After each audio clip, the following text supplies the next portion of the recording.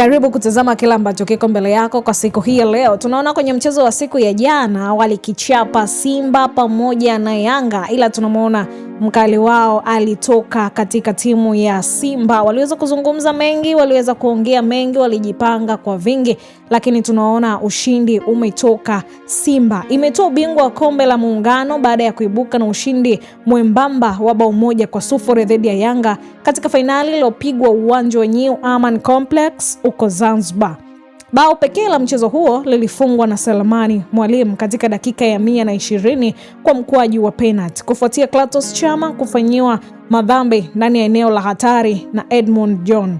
Mwamuzi kutoka Kenya Mimisa hakuwa na shaka kao amuru penalty hiyo iliyoamua hatima ya mchezo wa siku ya jana. Ushindi huo haukuwezesha tu Simba kutoa taji bali pia kurejesha heshima yao mbele ya wapinzani wao wakubwa Yanga ambao walikuwa mabingwa watetezi wa michuano hiyo. Aidha, kwa bao hilo Mwalimu amefikisha jumla ya mabao 3 katika mashindano hayo akilingana na mshambuliaji wa Yanga Prince Dube katika orodha ya wafungaji bora kwenye mechi hizo. Katika mchezo huo uliokuwa na ushindani mkubwa, dakika 90 za kawaida zilimalizika bila timu yoyote kufanikiwa kutikisa nyavu, hali iliyolazimu kuchezwa kwa dakika 30 za nyongeza kwa mujibu wa kanuni za fainali. Kipindi cha kwanza kilishuhudiwa timu zote zikishambuliana kwa zamu, lakini zilikosa umakini wa mwisho wa kufumania nyavu. Safu za ulinzi za pande zote mbili zilikuwa imara, zikidhibiti